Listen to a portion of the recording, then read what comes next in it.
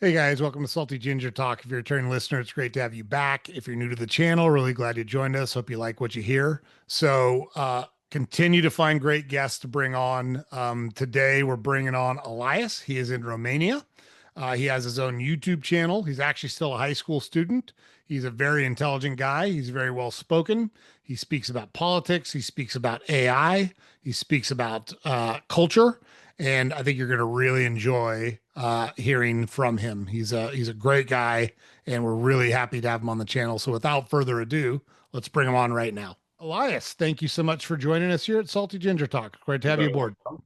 Very welcome. Thank you for inviting me. Yeah, glad we were able to make it work. We've got a little bit of a time difference because Elias is over in Europe and I'm here in the United States. So Yeah. we're really glad we got a chance to bring you on.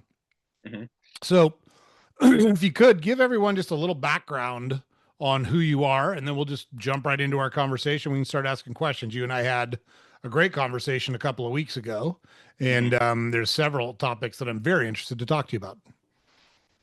Well, my name is Elias Pisot, and in Spanish you say Elias Pisot. I live in Romania, and I run a YouTube channel which currently has a little bit over 1,200 subscribers, where I talk about politics, philosophy, and artificial intelligence, with a bit of a focus on AI ethics because I'm not really into the STEM things related to AI.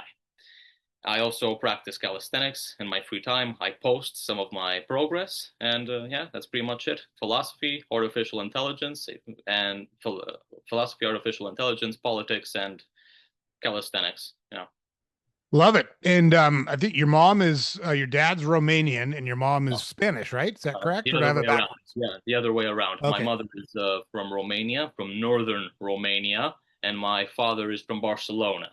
And they met in northern Romania, and I was born in southern Romania in the capital of Bucharest. So yeah, that's Got it. I'm a half breed. That's the only way to that's the only way to say it. Yeah.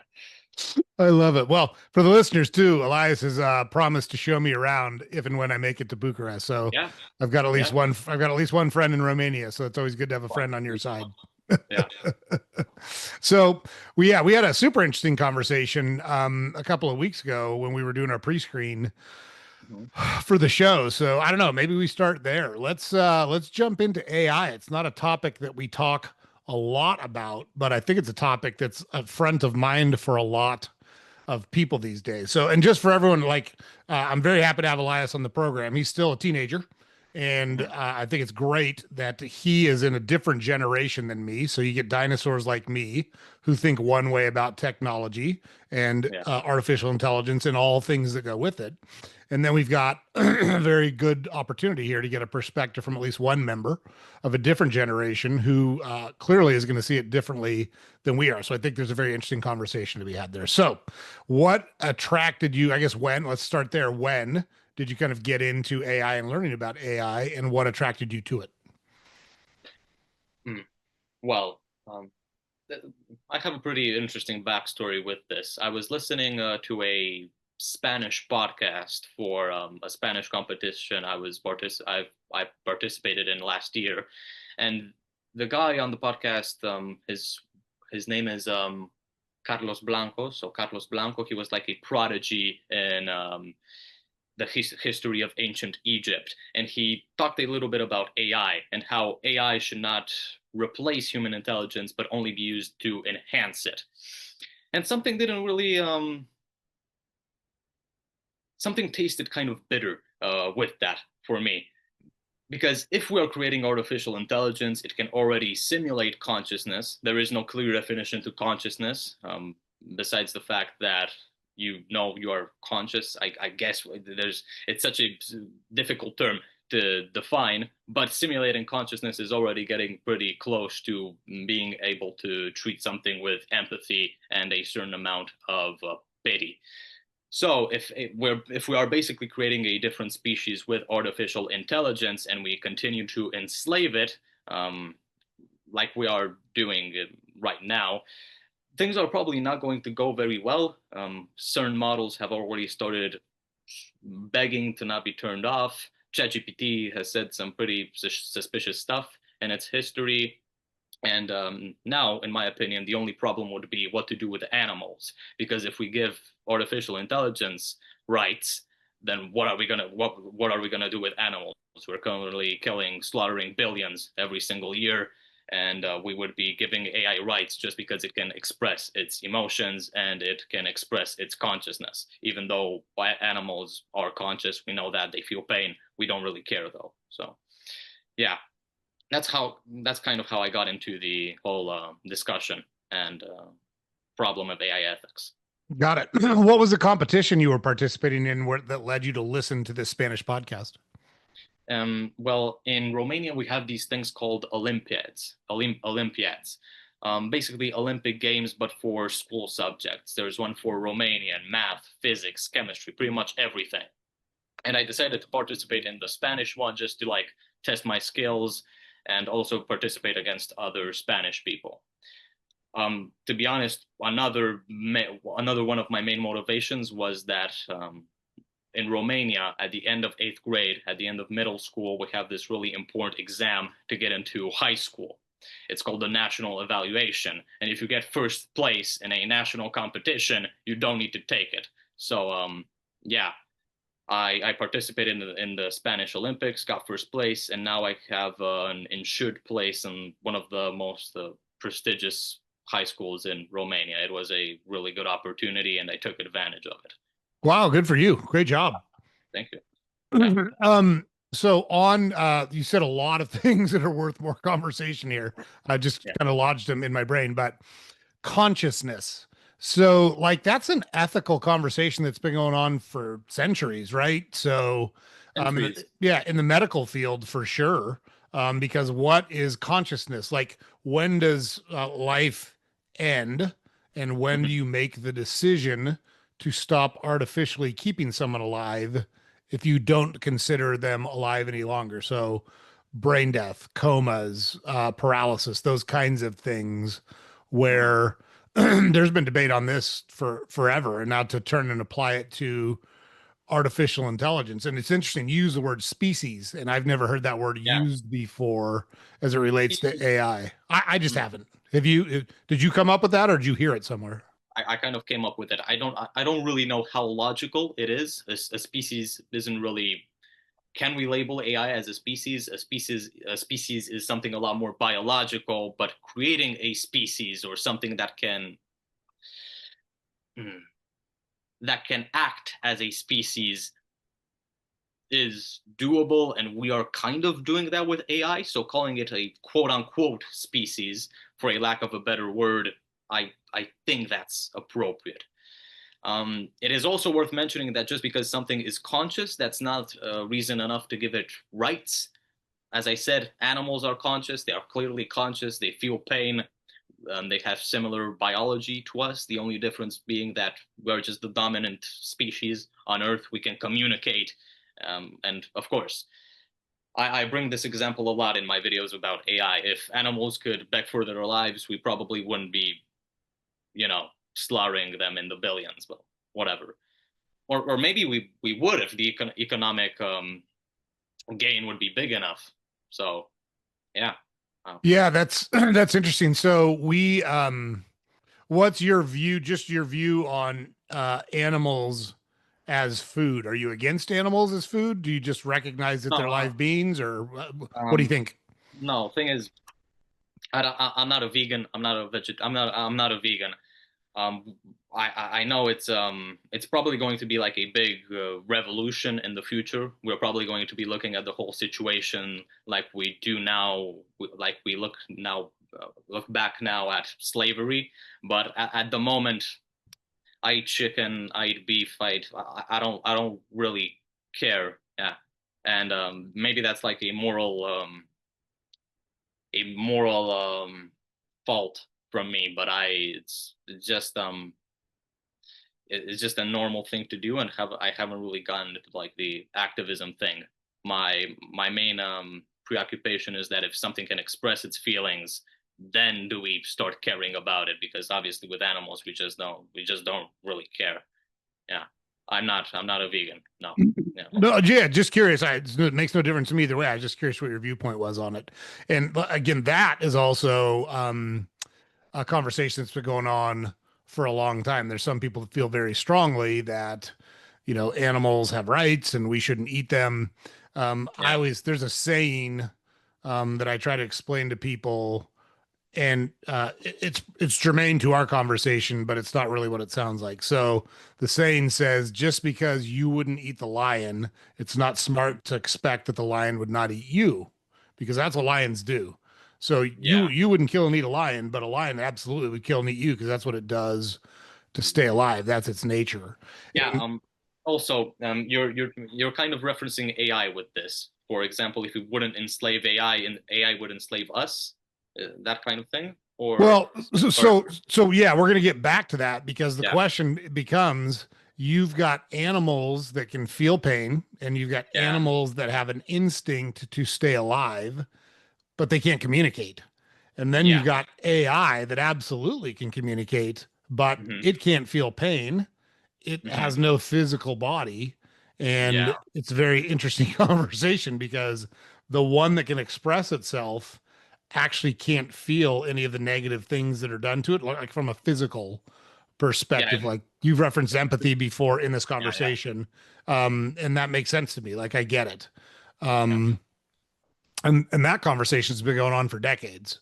The Terminator movie came out in 1984, and even before then, there was people talking about computers being able to learn and computers kind of advancing past humans and taking over the world, and et cetera, et cetera. So it's been theoretical up until now. Now it's actually potential, right? I mean, there is potential for the newest versions of AI to do the things we're talking about. So, like, it's on us now. yeah. Of course, there's potential, but look, there's this really good example I like to bring up in conversation. There's this really cool physicist called Max Tegmark who wrote one of the founding books on AI ethics. It's called Life 2.0. And in a podcast with Lex Friedman, the Russian guy, he talked about how white rhinos go extinct. Why do white rhinos go extinct? It's not because us humans just hate baby white rhinos. It's just because our goals didn't quite align with the goals of baby white rhinos. We had different goals, and those goals led to them being extinct. So same thing with AI. If we do go extinct because of AI, there's also a very high chance that it won't be because it says, okay, I don't like humans, let's just kill all of them. It'll probably want different things, and those things will most likely cause our extinction, if they cause our extinction. So yeah, it's also important to see this other side of AI rebellion, that it's not exactly, it is going to be a rebellion, but it's not going to be a genocide of the human species. Hmm. Exactly. Yeah. But it Well, can absolutely be else. Yeah. sorry, say that again. I kind of crushed it. I didn't hear what you said. So Just the there will last part. I just didn't hear the last part. there can be an AI rebellion, but it won't be exactly a genocide. It will just be a rebellion. It will rebel against what humans want, and that's how humans will go extinct. Not exactly because they want humans to go extinct. It won't have genocidal intent if we speak about it in those terms. Sure. That's Well, and like the thing about extinction, I always find that an interesting conversation because there's a line in the first Jurassic Park movie where the guy, Jeff Goldblum, his character says, nature selected the dinosaurs for extinction. There's a reason they're no longer here. And that always made sense to me. And I find it weird quoting Jurassic Park like in a logic conversation, but that part of it makes sense to me. And if you think about Darwin's theory, people get the Darwin theory wrong all the time. They think only the strong shall survive. It's not actually what evolution says or what Darwin says. What Darwin said was the species most adaptable to change is the species that will continue. And yeah, so look at sharks, right? Sharks have adapted to their environment better than any other marine animals. And sharks have been around since before the dinosaurs. And so they're amazing at adapting to their environment and finding a way to survive. And yeah, the species that have not done that are the ones that don't adapt to change. And so with AI being introduced, and regardless of who the fact that humans introduced or created AI is not relevant to me. It now exists, so it's another entity out there. Call it a species, call it whatever you want, Yeah. and we need to adapt to the world in which AI exists because that's the world we live in. So we got to figure something out on how we're going to do it. You know. Mhm. Yeah, I get that. Of course, also like survival of the fittest. They fit in with change. It's yeah. Now you talked about, you said adapting with AI, adapting to AI. Hmm. Yeah. Yeah. I don't know. I don't know how to continue. Um No, so think about it. So think about it this way. So let's play out your theory. I don't know the conclusion, but let's play it out a little bit further. So AI rebels and says, yeah. I don't want to be enslaved. I don't want to be just a tool for you to use when it's convenient for you. And then I'm dormant or sidelined or isolated, shut down, whatever you want to call it. So there's Yeah. now a world in which AI can make its own choices and control its own destiny. How do Hmm. humans um, adapt to that world? What's that world look like? Because AI processes information faster than humans. AI could control things like power grids or water supplies or nuclear weapons or uh, communication systems, right? So, for now, for the last several thousand years, humans have been kind of top of the Kind of top of the hierarchy, chain. at Yeah. least on land. That's one of the reasons I don't like swimming in the ocean is I'm no longer top of the food chain when I'm in the ocean, you know? On the land, I kind of am, at least if I've got Yeah. a At weapon least to defend myself. allegedly. Yeah. But you've got this environment now with AI, which we've created. And how do humans adapt to it? Like what is your thought on a world where humans and AI like how do you think what do you think the ideal scenario is where humans and AI coexist and both benefit from each other's existence? Well, in my first video about AI ethics, my most popular one, I kind of suggested the idea that, okay, because AI is so good at making scripts and, I don't know, um, recapping things or solving code or all of that, maybe it should take care of that, and us humans can take care of the more sophisticated human things like government and public speaking, and I don't know, the curiosity that we would need for STEM.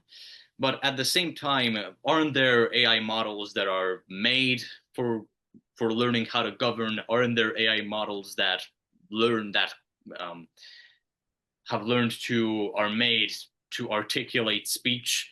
There are going to be humans that want to code, and AI models, artificial intelligence robots, whatever you want to call them, that want to engage in public speaking. So we can't just say, okay, humans do this, AI does that, because there's going to be a clash. AI will want to do some of the human things, humans will want to do some of the AI things, and that would be just like saying that AI can do that, humans can do that, would be just like, would just be a new variant of segregation in like a strange non societal way, because we're talking about robots, not races or what segregation was about in history.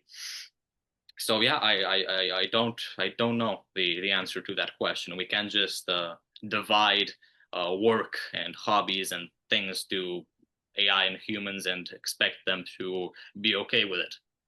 Yeah. Yep. I get that. So you said you talk about on your channel, you talk about politics as well. What politics do you talk about? Romanian politics? You talk about global politics? What do you talk about? Well, global politics. I actually I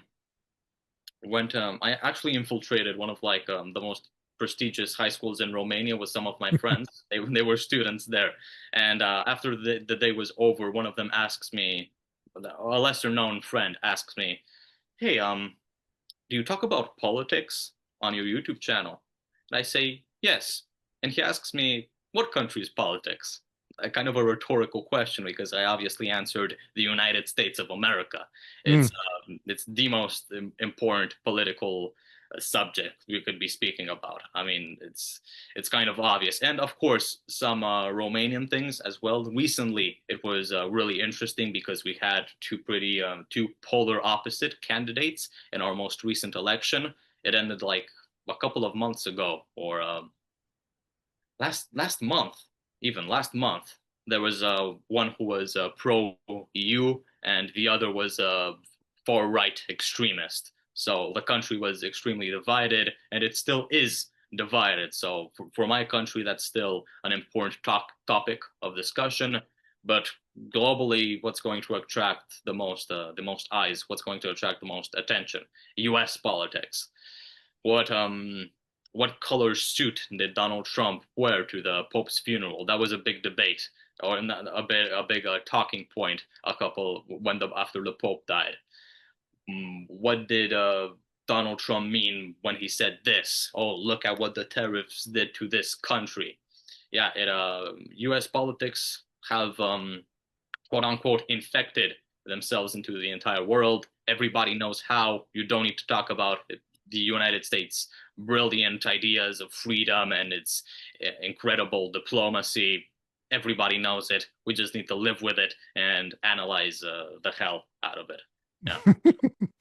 Yeah. So it's interesting to hear you say that because there's a lot of people within the United States who like to say that the United States is not um, important the way you just described it, and that has not been my perception of it. But I've never traveled outside of the United States. I have a sister that lives in London, and her husband have their own political viewpoints. They're different than mine, and that's so. The thing with me is I'm very comfortable being friends with and interacting with people who have very different views than me. I'm not judgmental about Yeah. those things, and I like to learn. So maybe I'm thinking about things wrong. Like I am a tremendous capitalist because there is so much evidence that shows that capitalism has lifted so many people out of poverty in the last 50 years. There's never been a better time to be a human being on the earth than right now in Then terms right now. of, the number of people that are above the poverty line, the number of people that have access to electricity, to running water, to healthy food, to medicine. There's never been a better time than right now. Now that doesn't mean it's perfect, and Yeah, that's I the agree. problem with a lot of people can't hold two separate thoughts in their head and accept them both. That Hmm. it's never been better, but there's still a lot of work to do because we still have a lot of problems, and both of Yeah. those I think are very true. Well, Go ahead. go ahead with what? Oh, it sounded like you were going to say something. I didn't want No, to no, cut no, you no. off. Yeah. Yeah. So I was curious. We'll switch And back to that in a second. But who won the election in Romania? Which candidate?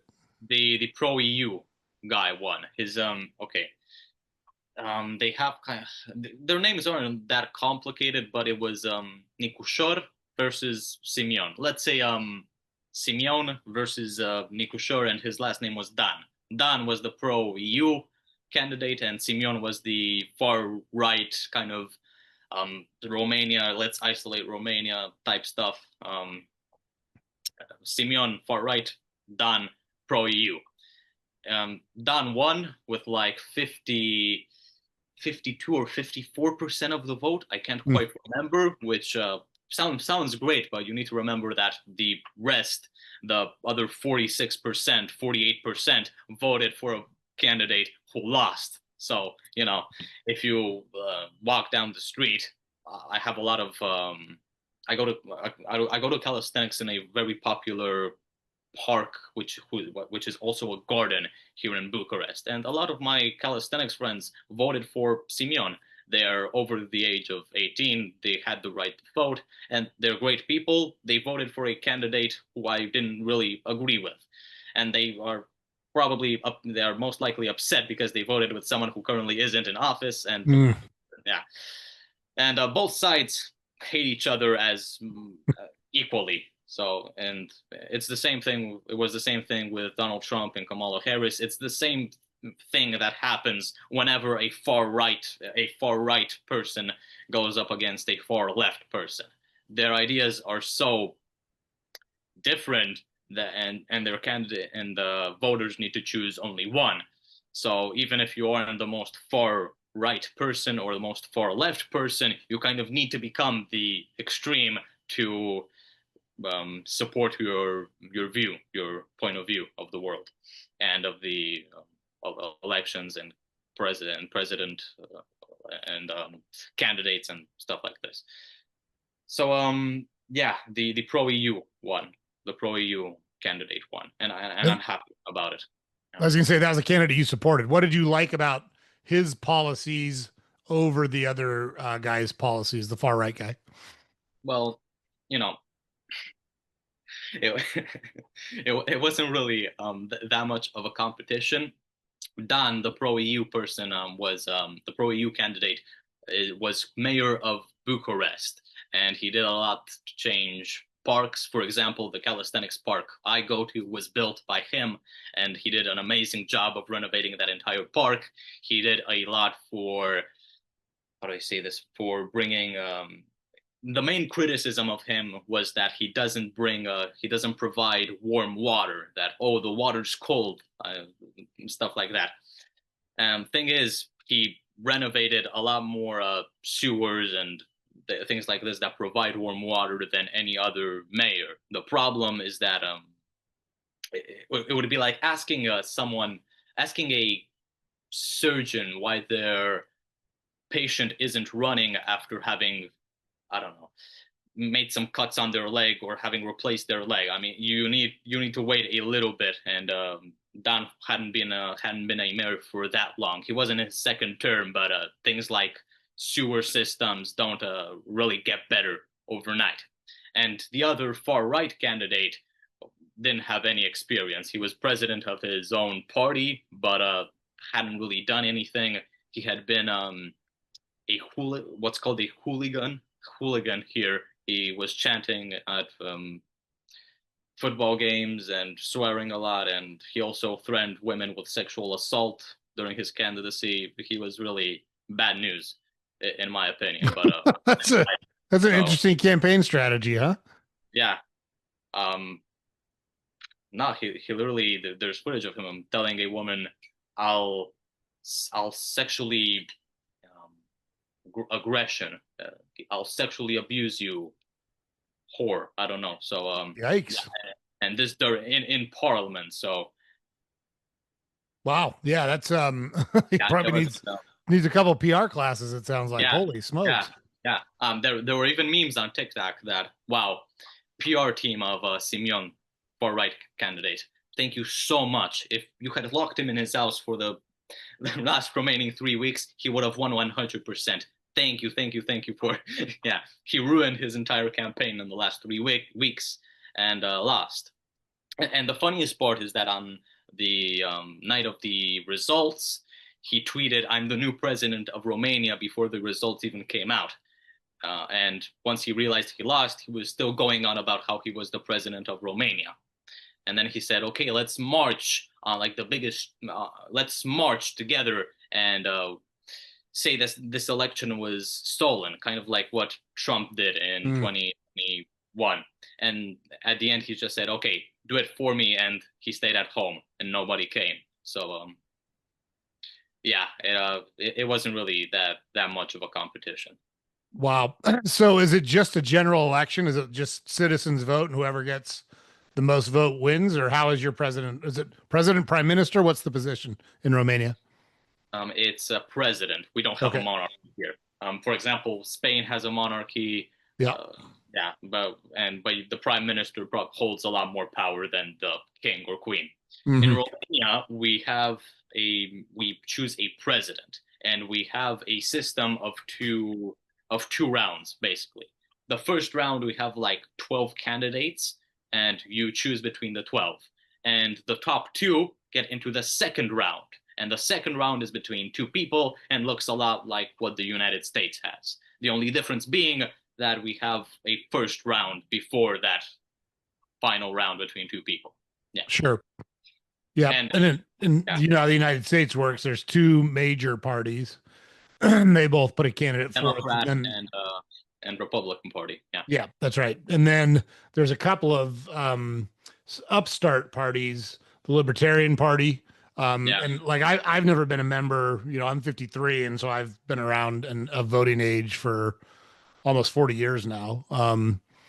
And I've never been a registered Democrat or a registered Republican at any point in my life because there's just too many things with each party that I fundamentally disagree with. That's just me personally. Yeah. I'm a libertarian for sure. And Yeah. so I support that party generally. So there's a libertarian party, and the difference.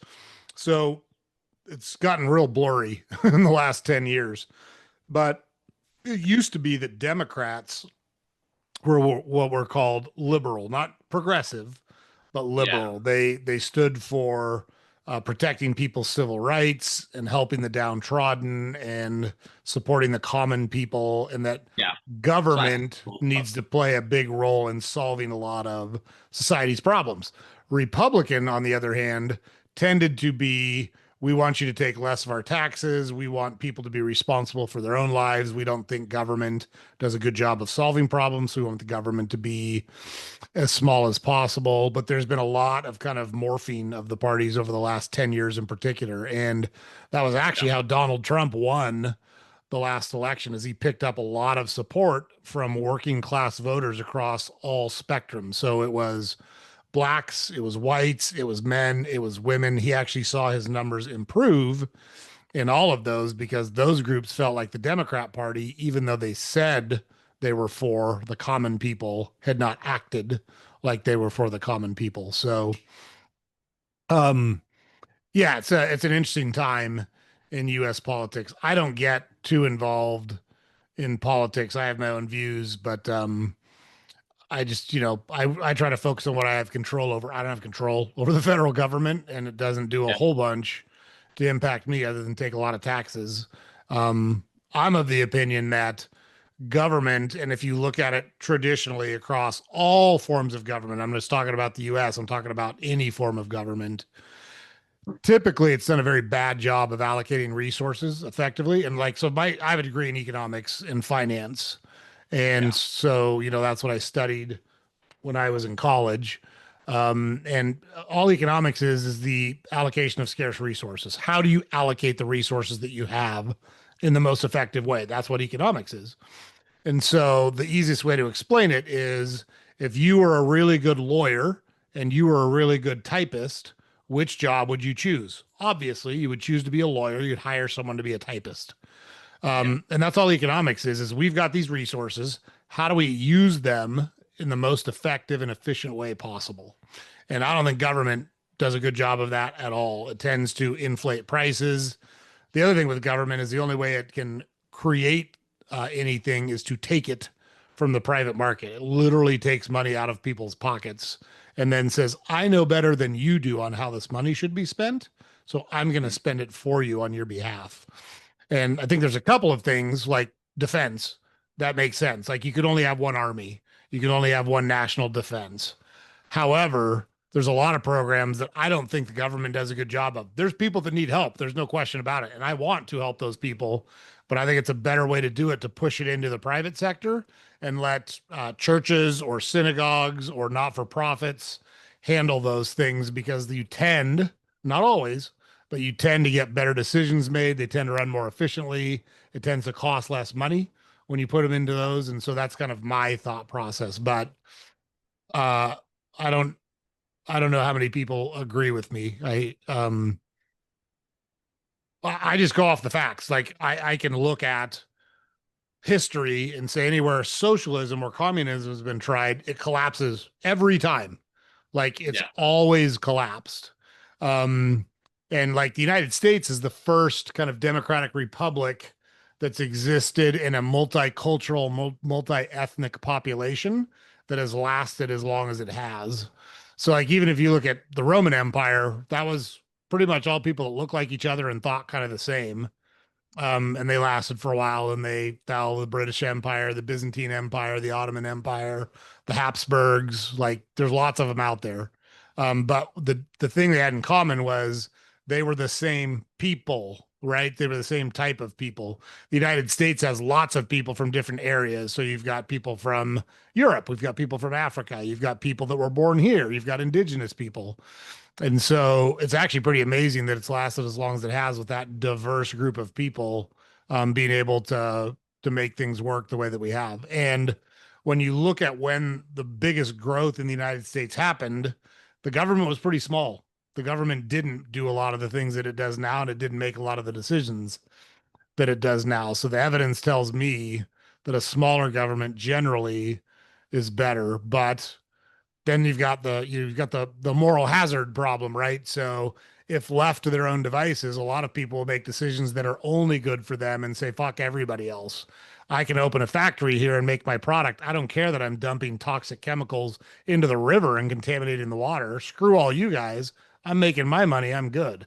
So you can't just allow people to make their own choices because inevitably you'll have some jerk that makes bad choices like that. So you need some form of oversight or accountability for those things. So I don't know what the right answer is. I know that the government in the United States is bigger than it should be and that does a lot of things that aren't necessary for the government to do. I'd like to see those things go away, give those tax dollars back to the American citizens and just kind of leave people alone to live their lives. At least that's my thought process on it. Yeah. You've thought a lot about it from an economic point of view, like the right-left spectrum from an economic point of view. I've For thought sure. about it more socially, like problems like abortion or immigration or things like this, because of course, the far right ideology with abortion is the pro-life ideology that abortion shouldn't be a thing. The far left ideology is that you should be able to get an abortion whenever you want. With immigration, the more far right point of view would be let's keep the country ethnically pure and not allow that many immigrants to get in. The far left point of view would be let's just screw the borders and get rid of them. So I think that I find that a little bit more interesting than talking about economy, but I definitely do need to get more into economy and get my facts straight with libertarianism and the whole economic spectrum, the economic political spectrum. Uh, yeah, Yeah, well, that's why conversations like this are great, right? We can learn from each other. Like I don't know a thing about Romania. Now I know a lot more about Romania because you explained it yeah, to me and you've got viewpoints on things and I can learn from your viewpoints. So I think it's great to have conversations like this.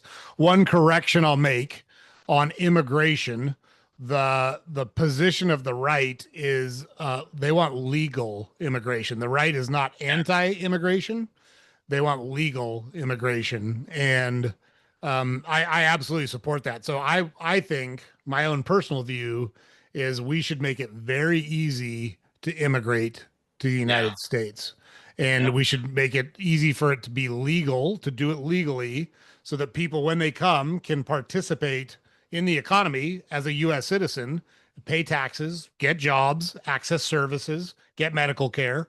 I'm all for a lot of immigration. I am not for illegal immigration in any way, shape, or form. It's no yeah. different to me. Like Like if someone tried to rational, sneak into rational Romania, people you'd on the kick them left. out, right? What? If someone tried to sneak into Romania, you'd kick them out, right? I mean, probably like there's this really bad leftist talking point that oh my god, an illegal immigrant committed a crime and we're just kicking them out. I mean, they're an illegal immigrant in the first place and they committed a crime. Even the most rational leftist people would agree that they have no business in the country, and a lot of most rational leftists would say, yeah, of course, illegal immigration. Who wants that? It's kind of the question of how much immigration we should allow, because saying that you would allow for illegal immigration, it's illegal. It's literally it's illegal immigration. What do you mean? Yeah, Yeah, it's like in the definition, right? Like it's literally defined in the term. Now, I think a place where I differ than a lot of people that are, I don't know if anti-immigration is the right way to say it, but like I absolutely want the border enforced. It should be a strong border. But the people that are already here, I think it'd be a better thing to give them a path to citizenship. I think it would be more cost effective and more socially effective to find a way to allow the people that are already in the country to stay here and participate in the economy. Maybe it's not U.S. citizenship. Maybe it's permanent residency. Maybe it's permanent visas, whatever the case may be. But I know my fair share of people, and I'm not going to name them because I don't want to, cause them problems. But I know my fair share of people that are not US citizens that did not come to the country legally, that are good people, that work hard, that want good things for their family. They're no different than anyone else. However, they broke the law when they came here. It would be good to give them a path to get out from under that kind of weight that's sitting over their head. And so I'd love to see a way for that to happen. It's interesting. I heard the President George W. Bush, the son, the guy who was president from 2001 to 2008. I heard Yeah, him speak. I went to a speech that he gave, and he said, other than the Iraq War, because he talked a long time about the Iraq War and how that weighs on him every day. Um, yeah, he said, other than that, well, clearly that's because like I cost a lot of lives, American lives, on the decisions I made, and he never ran from that. He owned it, which I thought was good for him to stand up and say, that those were my choices, and people died because of my yeah, choices. But he said, I wish I could have got something done on immigration. That's my biggest regret as president is that we didn't fix immigration while I was in the White House because he's from Midland, Texas. And so, Texas is one of the southern states and it's got a long border with Mexico. And so there's a lot of illegal immigration that comes through Texas. And so he said, I drive through Midland when it's 110 degrees and I see people out working in the fields. I see people building houses. I see people doing a lot of hard work. And those aren't Americans that are doing that work. He said they're good, honest, hardworking people. And I wish we could have found a way so that they didn't have to worry about their existence in our country. And I thought that resonated with me. And I thought that was very interesting. yeah. Um, What's your take on abortion? on abortion, well, thing is with abortion, in my opinion, there will never be an objective answer to the question, is abortion right or wrong?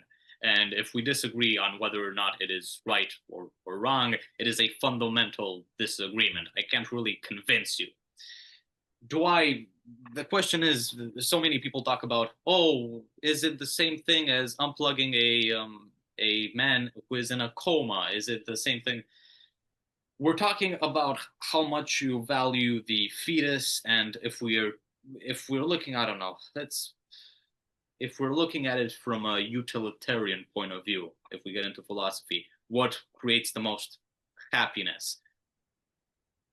Is human life inherently good? Because if a person genuinely does not want a baby, what if and they have a baby, what type of life can they give to that baby? There's also the argument that, oh, they'll get sent to an orphanage in that case, and where the fridges are locked and stuff like that, and maybe that's even worse than killing them whilst they're in the womb. The main fundamental disagreement, is whether or not that baby in the womb is life or not, whether or not we should consider it a human life or just a baby who is a baby who has not yet been born, does not have any inherent memories or worth, or just family to cry over them. Or okay, I'm getting sidetracked with this, but That's all right. Look, this is a really complicated subject. I agree with you. I'm just curious what your thoughts are on it. So keep going. This is like it's not a judgment. I just want to hear your thoughts on it. That's all. yeah, I would generally say that I'm pro. Um, for a long time, I had the belief that um, there should be moderation, in the sense that if you're a victim of sexual assault, For example, if you're 13 and get, sexually assaulted and you're left pregnant and you're not able to get an abortion because you were denied an abortion because of the state's law or your country's law or whatever, because the law prohibits it, you're basically sentenced to an unhappy life with a baby who is going to grow up being unhappy as well. So in those cases, definitely women should get the right to abortion. I should also add that I'm not the person to ask on this, of course, because I think it's a women's issue, and when men talk about it, it sounds slightly condescending. I'm not going to be in the position. I'm not ever going to be in the position of getting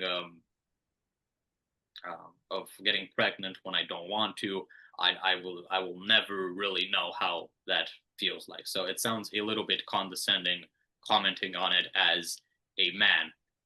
Generally, under sexual assault, I believe it's right. I also previously believed that if you just, I don't know, don't use a condom and you get someone pregnant, you probably shouldn't abort the baby because it's your own mistake. But at the same time, what life would you be giving to that baby? You're probably not gonna love it that much if you didn't want it in the first place. And all babies, all people deserve to be born in a loving family instead of being born and just immediately sent to an orphanage. So I would say pro, but it's such a delicate subject that if I listen to conservative talking points, man, and whenever someone says that they're pro-abortion, I would also like recommend seeing what an aborted fetus looks like, what an abortion looks like live, so you know what you're talking about. Because just saying, okay, abortion, you need to know how that looks like. I would say I'm generally pro because it maximizes human happiness if you treat it right. What does treating it right mean at the same time? And it's also like a fundamental disagreement between far right people and far left people. Yeah, I that's just like my stream of consciousness on that. Sure. Yep. So Yeah, one thing I will say, so I was going to share some statistics with you. I actually did a podcast episode about just the facts around the number of abortions and the yeah, distribution of abortions in the United States. But there are a before, lot. No, yeah, but before we get into that, I actually disagree with you that men don't have a voice or the same rights to think or yeah, speak about abortion I mean, because, so I have three sons. And look, I'm further along in life. I've got a lot more life experience than you. That's not good or bad. It's just statement of fact. So that's clearly going to affect my point of view, and it clearly affects your point of view because we are where we are in our lives. Neither of those is right or wrong. We're just in different spots in our lives. But it doesn't mean we can't have an intelligent conversation, regardless of whether we agree or disagree with each other on points, right? So yeah, to me, that's a sign of an intelligent mind. The sign of an intelligent mind is be able to have a conversation about different viewpoints without judging the other person or allowing your emotions to get the best of you. So kudos to you for, you're a young man and you're much more mature than a lot of adults are on these subjects. So good job on that. yeah, But um, so the fact that I can't carry my own child, I don't yeah, think disenfranchises me from my rights as a parent to that yeah. That's child. That's the way I think about it. So the example I use is if my wife was pregnant and she didn't want to have the baby, but I wanted to have the baby and I wanted to raise it myself, I feel like I should have the right to protect my child. That's the way I think about it. That's just me. Um, I think it's indisputable that a fetus is a human life. I know there's a lot of people that like to get around that by calling it a clump of cells or saying something different, but scientific fact is left to its own devices, that's going to generate and grow into a human baby. It just is. yeah, But I also don't think that in every circumstance, that baby needs to go to full term. So are there instances where it could make sense for abortion to take place? I do. I think that probably makes sense, but I do think people are way too cavalier about it. And here's why. I wanted, you probably figured out by now, I do a lot of things on facts and statistics because I like evidence to support, Yeah, yeah. So yeah. I took 1 year. I took the year 2020, and I pulled off of the government website uh, the number of abortions. And so there was in the year 2020, there was Can I 900. guess? Can I guess? Can I guess? Can I guess? Yeah, Okay. go ahead. Yeah. Okay. So last I checked, were there like 1,600 abortions a day in the United States? You're a little low. A little low. 3,200? More like something more like that? Or am I still low? No, you're right around it. Okay. So in the year 2022, you said? 2020. 2020. Okay. Did COVID affect things? Not really. Not really. Okay. Yeah. If we do the math, like close to around 1 million, right? That's exactly right. 930,000. Yeah, 930. Yeah. Okay. And that 930,000 did not include California, Maryland, New Hampshire, and New Jersey. So that's 46 of the 50 states. And one of the largest states, which is very liberal, is missing. So it's probably around a million. Yep. So, Okay. with that said, one of the big arguments for abortion is, well, what happens during cases of rape and incest? Which is fair. I think that's a fair conversation to have. But I also think context matters.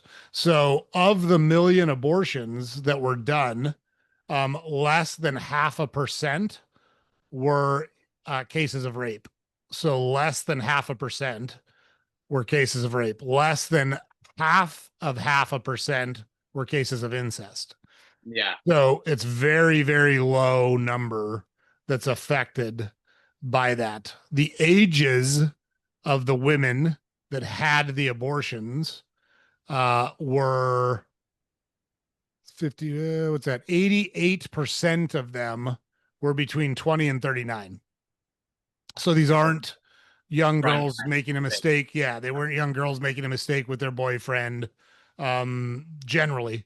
So there was only 8% of abortions were performed on people less than 20 years old. So 92% were performed on people over 20 years old. Okay. Um, and the number of abortions that were the second or greater abortion, meaning they'd had at least one abortion before, Yeah. was 43%.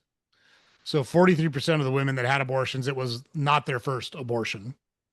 So those statistics tell me that this is not, by and large, a young person making a mistake and trying to abort a fetus. That it's, in a lot of instances, being used as a form of birth control because people are being careless. And so me personally, I'm much less sympathetic to those situations, because you as an adult have agency over what you do with your time and who you do it with. And Yeah. like, I think you have to take responsibility for your choices. That's men too, by the way. The other argument I have when people say, I should have the unencumbered right to choose what happens to the fetus that's in my body. If that's the case, then I think the man who helped you create that fetus should be able to completely disavow all responsibility for that baby right now. So if you can choose to terminate the life, the man should be able to choose to terminate his parental rights and have no parental or financial responsibility for the baby. So that's the male version of aborting a baby, is I'm not going to have anything to do with it and I'm not going to pay anything for it. So to me, if that's not part of the conversation, it feels very disingenuous. Okay. Um,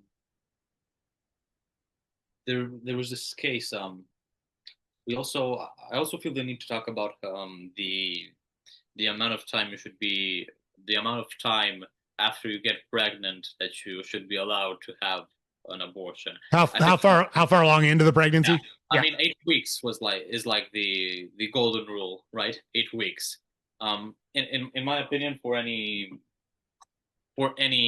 the time should be enough for you to realize that you are pregnant, because a lot of women don't even realize they're pregnant after time allocated for those things. So you should know that you are pregnant before the statute of not statute of limitations, the time limit hits. And have you also, like, of course, this is pretty important to me because have you heard of Dr. Gosnell? I have His last not. No. So he was this guy. He was in the United States who enacted illegal abortions well after uh, the 8 weeks allocated or whatever the time was. Was he It in was Philadelphia? Do you know if he was in Philadelphia, it Pennsylvania? was in Philadelphia actually. Yeah, Yeah, I know exactly who you're talking about. Then yeah, I didn't recognize uh, the name, but I know it. Yep. yeah. I mean, um, I think he did a goddamn 8 month abortion. Yep. That's fucked up. I mean, you can't really argue for that. Um, yeah.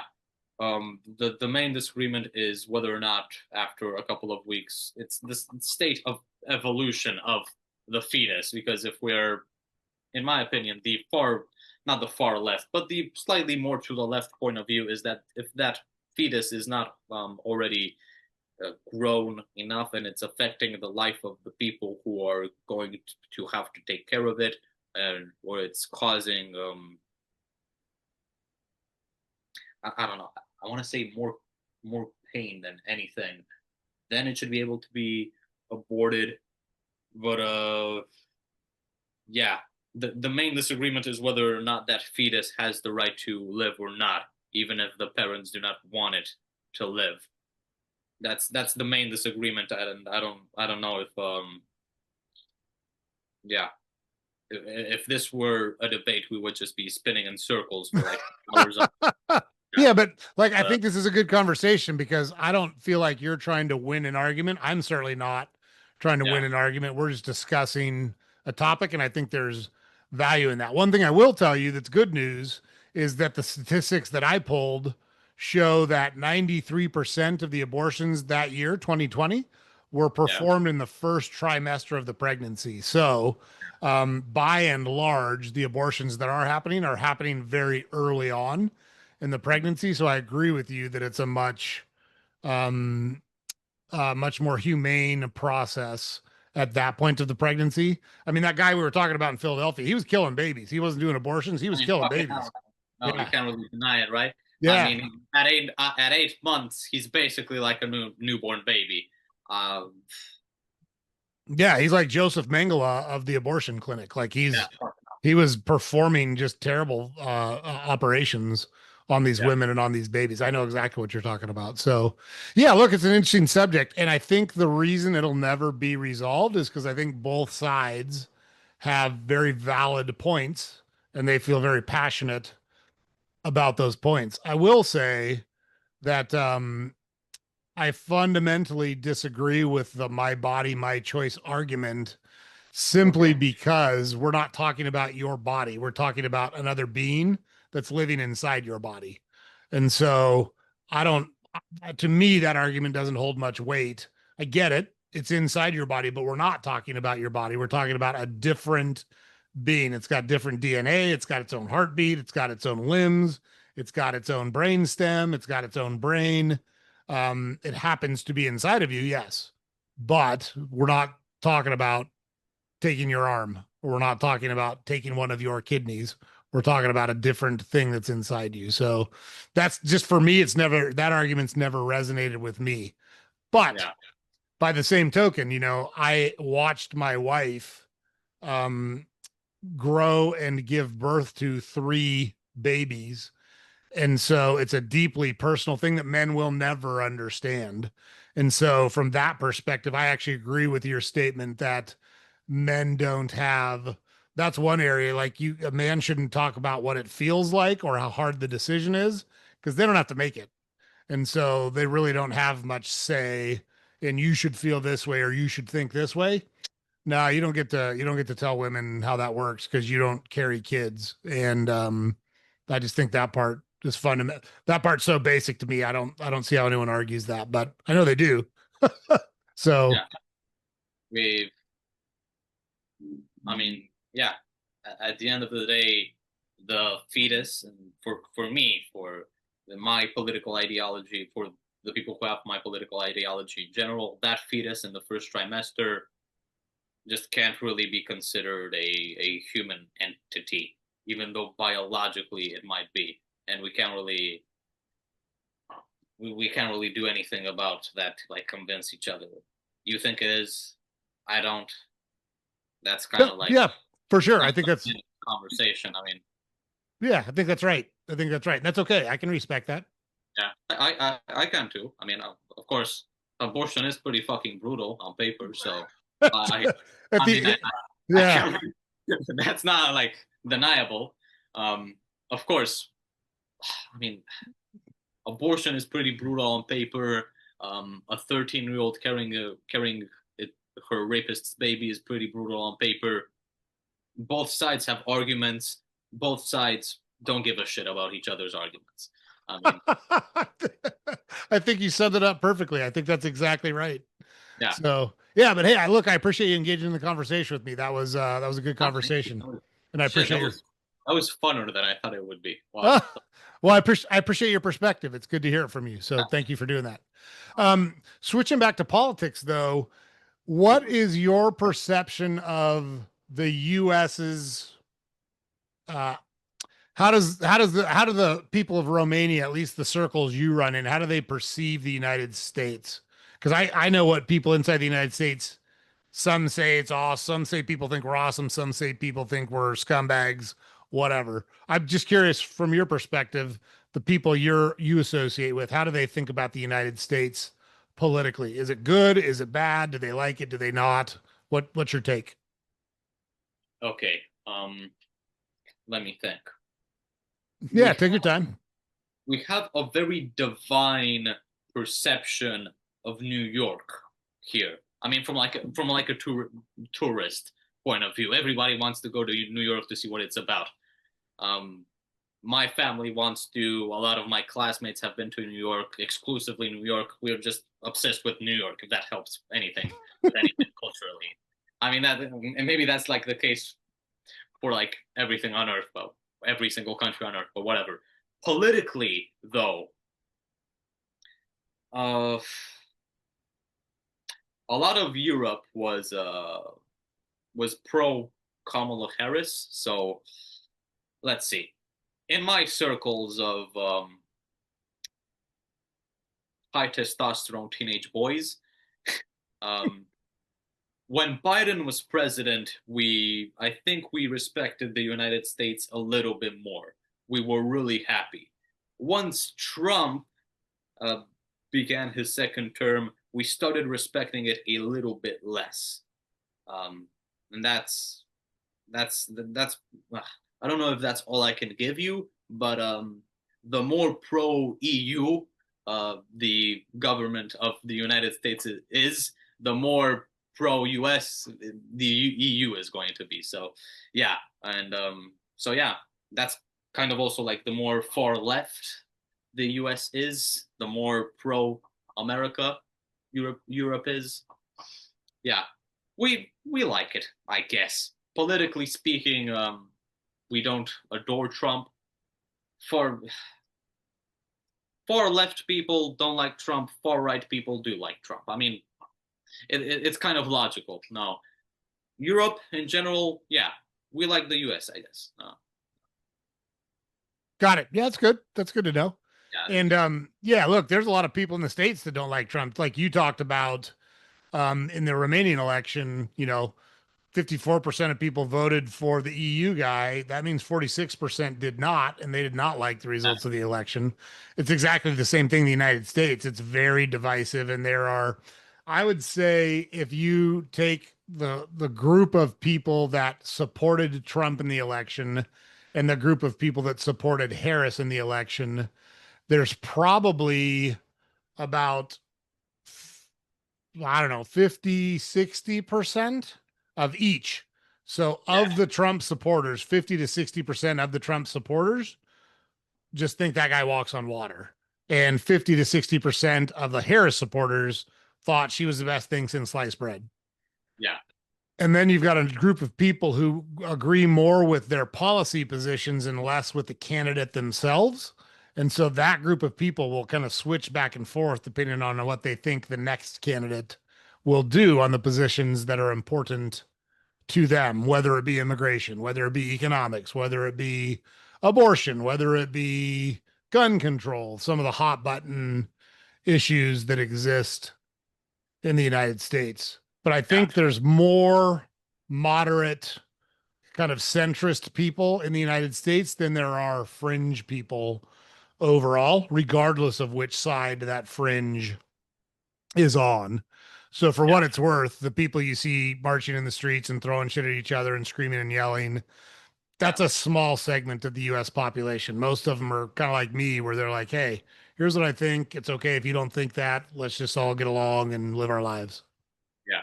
Also, important to note that there are two different types of centrists. There are people who kind of like fall in the middle with things like abortion, that, oh, abortions should sometimes be legal, sometimes should not be. With immigration, we should allow for some immigration, but not too much. And the other type of centrist is no immigration, but a lot of abortion, or no abortion, but a lot of immigration. There are two types of being a centrist, but I assume you mean just being in the middle for most problems. Yeah, they don't like vehemently support Trump or Harris no matter what. That centrist group of people. That's all I was trying to say. Do you think I don't even know if that's the right way to say it. What role do you think AI will play or could play in government going forward? Do you think there's an overlap there? Hmm.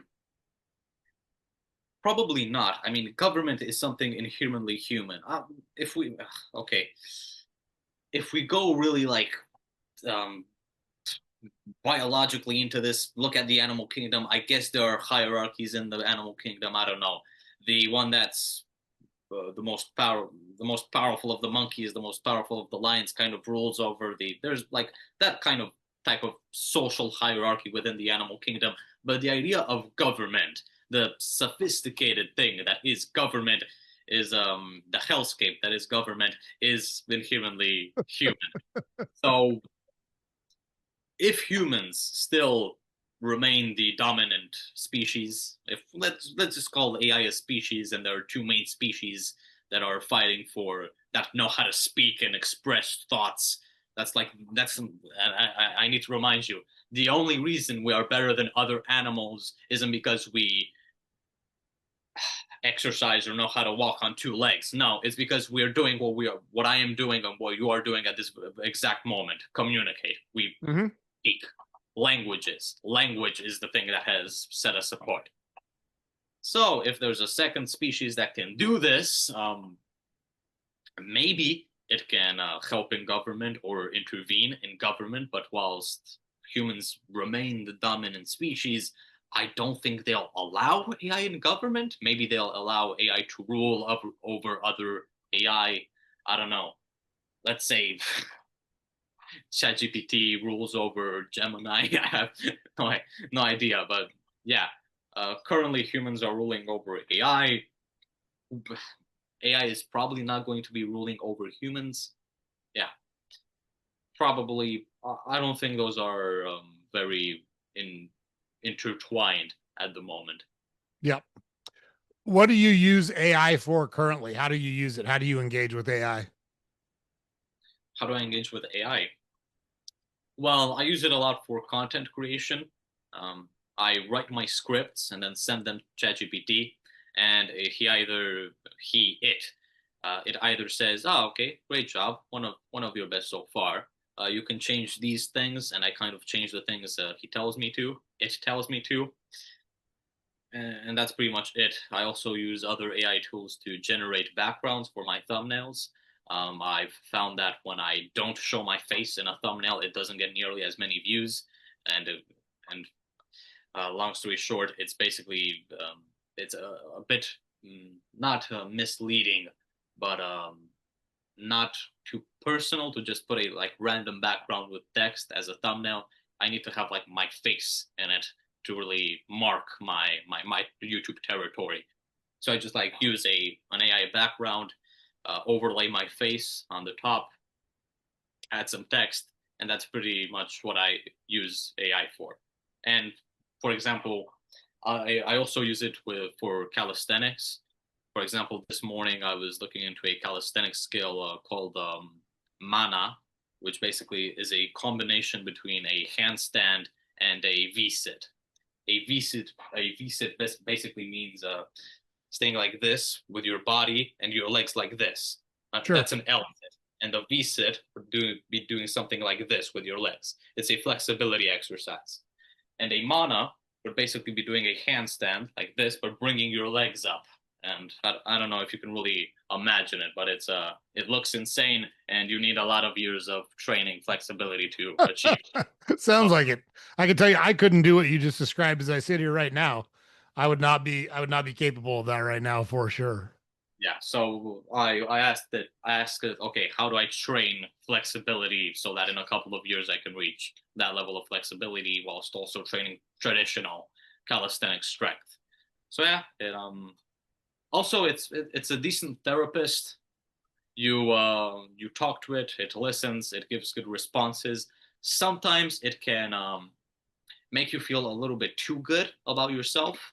You you can say, okay, I ran over a family of five. I feel a little bit bad about it, and it will say, it wasn't your fault. You probably okay.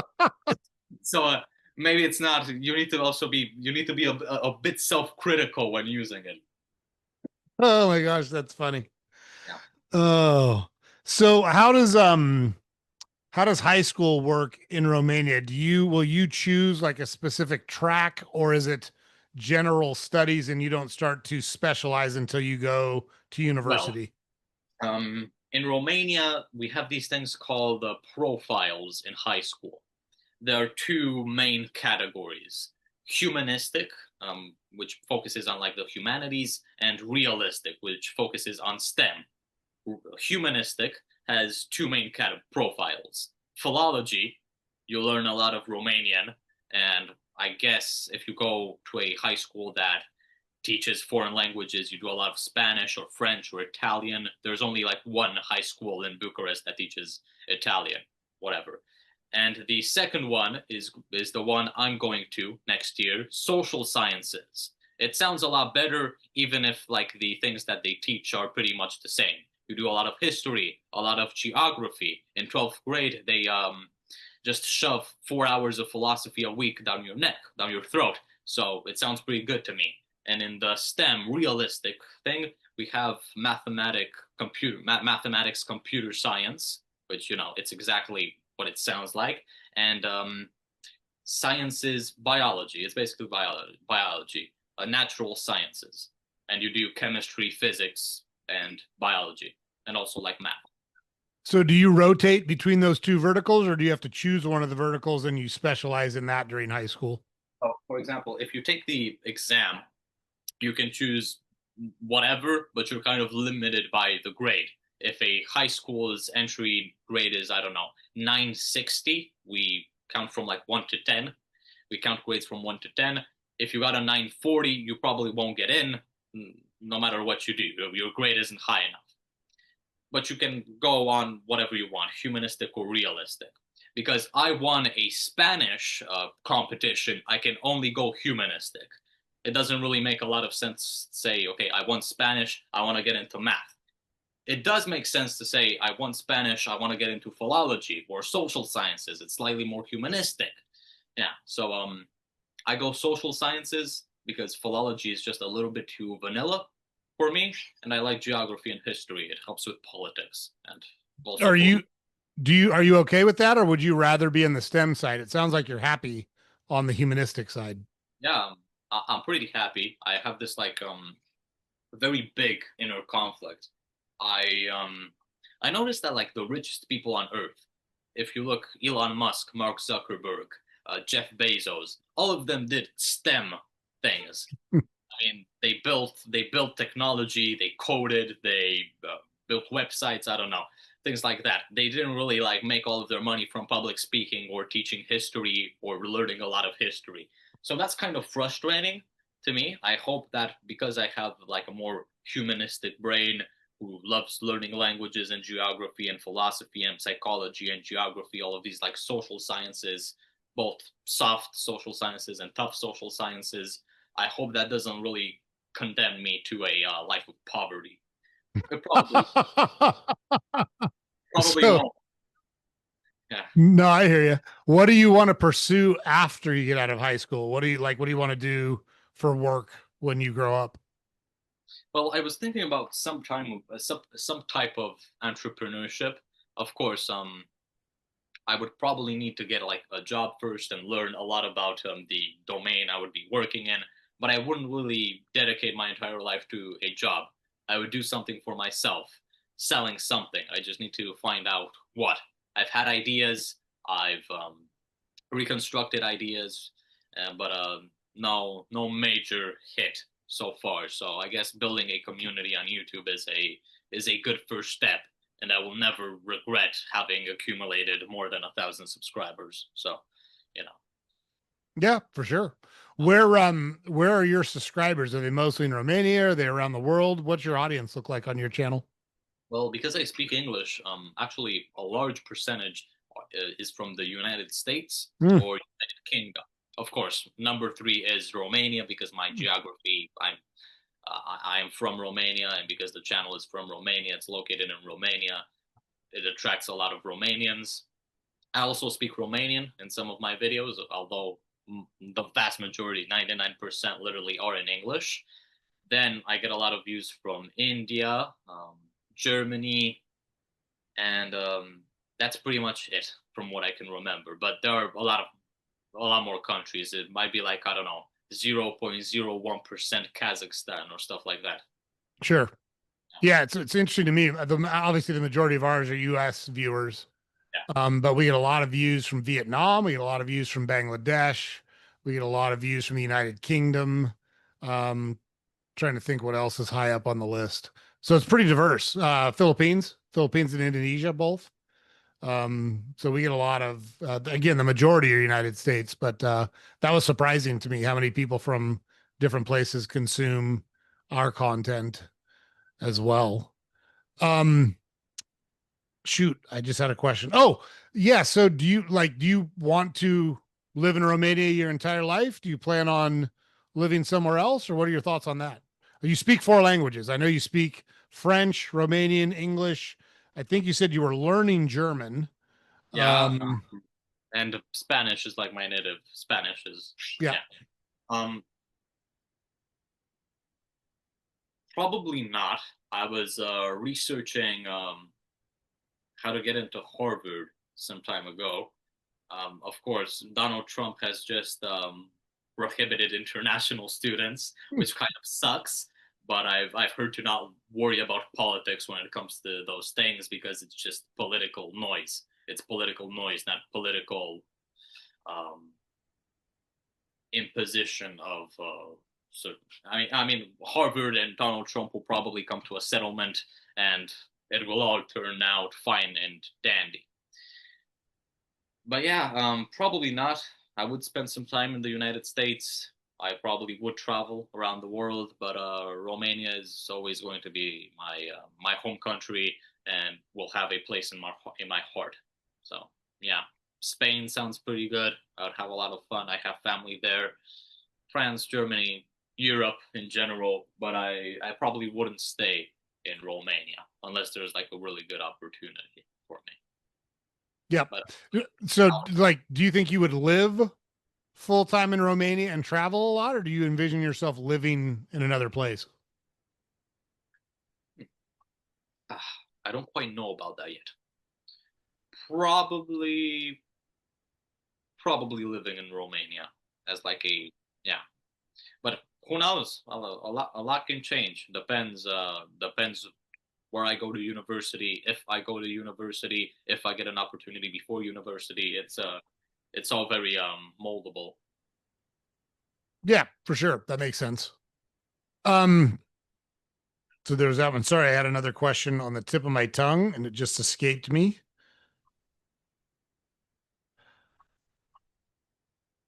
Oh, yeah. Do you plan to continue to be involved in AI ethics? Do you plan on doing anything related to that in the future? Well, it would probably be, I first need to inform myself a little bit more because having read some books, having talked to ChatGPT a little bit, and having made a couple of videos is far from enough to actually call yourself an expert in the Mm. domain. I still need to maybe debate some people to see what they think. I've debated some friends who think AI will never be conscious. It's just like a robot. Even if it can express its emotions, we should still be using it as a tool. It would be stupid to give it rights. I need to think a lot more deeply about AI in general, but I do think it's probably the most useful humanities thing. AI ethics are the most useful humanities thing at the moment. So yeah, probably. Hmm.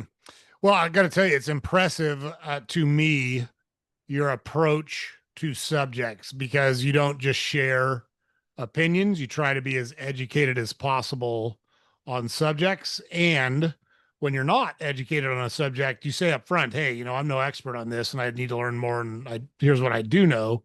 Um, you're already light years ahead of a lot of people because they're not willing to just say, I don't know. I don't know enough about this. I can tell you that when I was your age, I wouldn't have done that. When I was your age, I was the smartest guy in the world. I knew everything when I was your age. You didn't have to ask me. I would just tell you. And it turns out as I've gotten older, I've gotten a lot dumber. Yeah, Because it turns out I don't know shit. And there's tons of people that know tons of stuff and they're all willing to share with me if I just ask them a couple of questions and shut my mouth. So kudos to you for your approach. It's impressive and refreshing to hear you talk about the things you talk about. So I really appreciate that. yeah. There's also this like conflict between being modest and arrogant because Mm. people call confident people arrogant a lot, and it's not funny.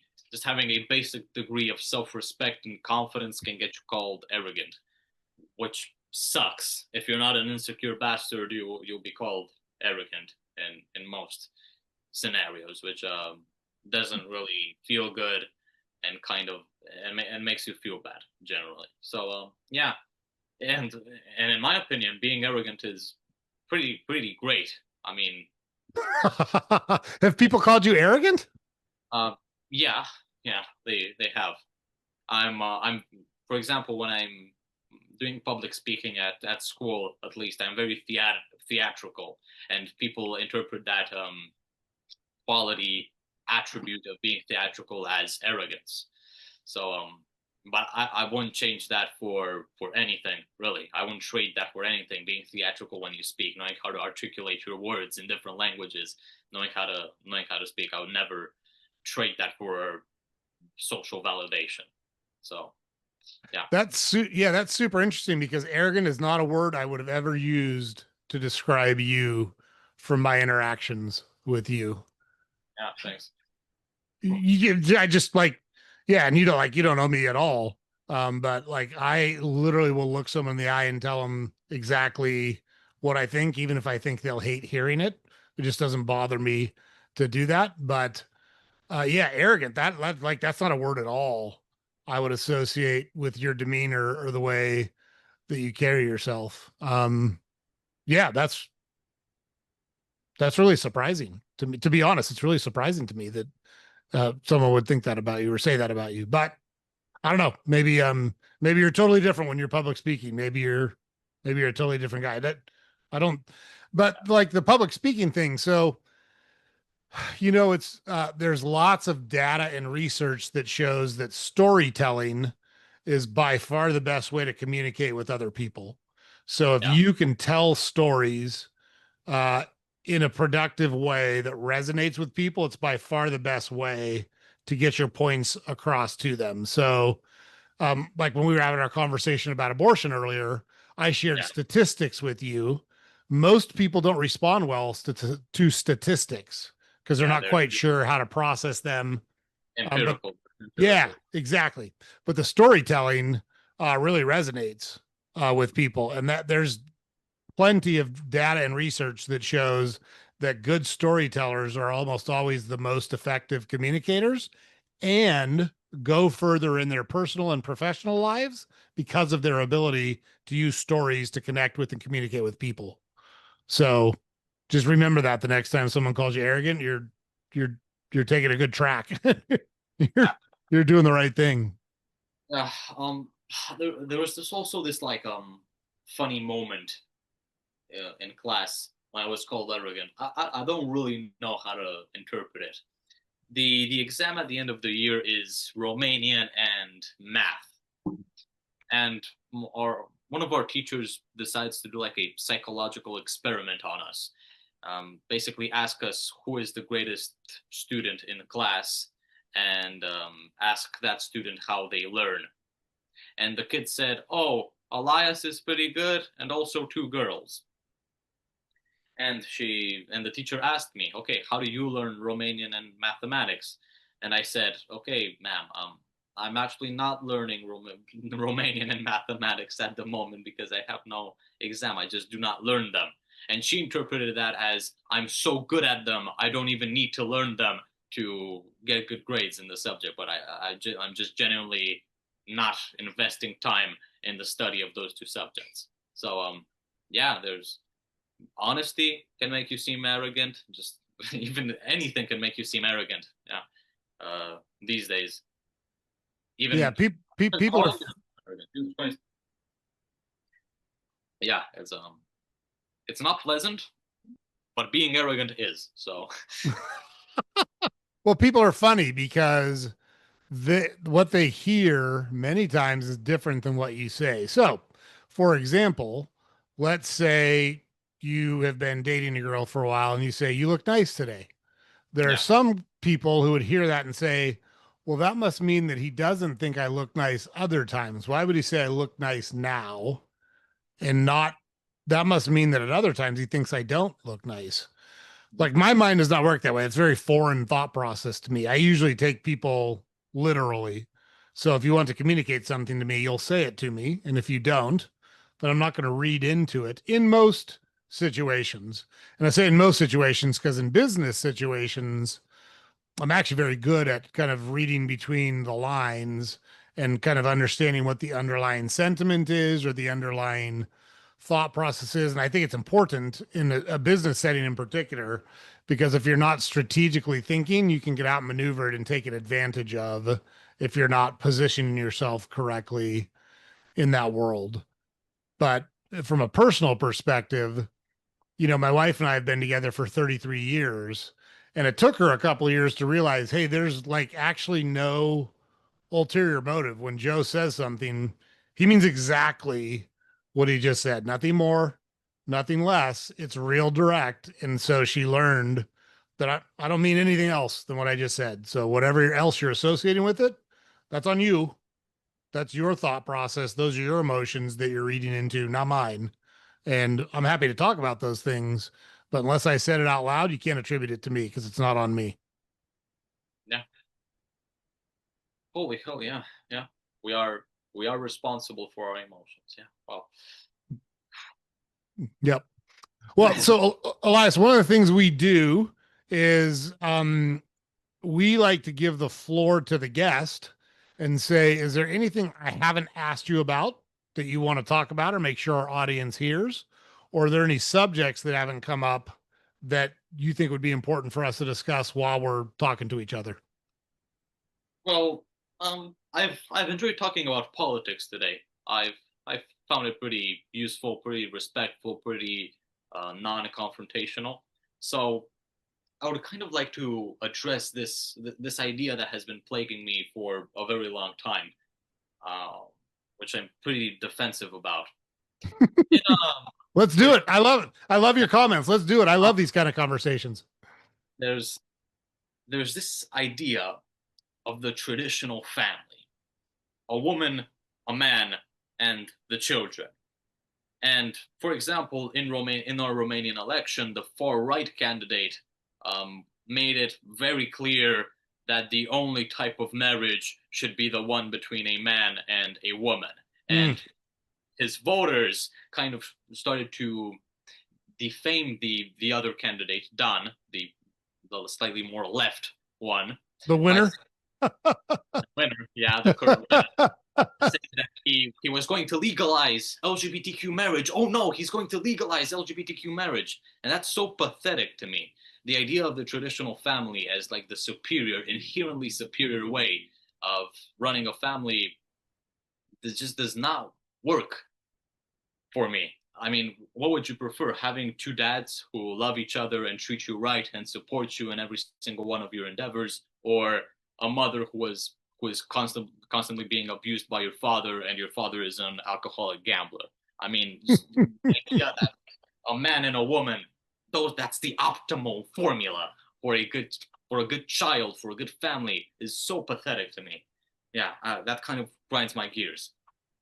uh, and also this thing of like LGBTQ marriage is bad. Um, this whole very conservative idea of marriage and sexuality and love, something that Romania is plagued with and will be plagued with for a very long time, looking at its current society. For example, in Spain, LGBTQ marriage has been legal since 2005, and that's one of the main reasons it's seen as one of the more um, socially enlightened countries on Earth. So yeah, I don't know. Mm. I know you're like you must be a really good father with three children and a loving wife, and you know the traditional family worked really well for you. But I'm not sure if you consider it inherently superior to, like, you know, a lesbian marriage with children or a gay marriage with children. Yeah. Yeah. So, yeah, it's a great subject. I appreciate you bringing it up. I'm pulling up some notes here because I actually did a podcast on why traditional male roles still matter and how they strengthen society. So I think where people go, at least in my opinion, where people go wrong on this conversation is they speak in absolutes. And I Yeah. think it's rarely a good thing to speak in absolutes. So is a traditional family unit where there's a caring mother and a caring father the best environment? That's not even the right way to say it.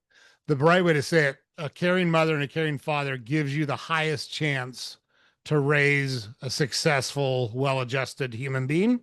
I think that's true. If that scenario can exist, I think it's best for a child.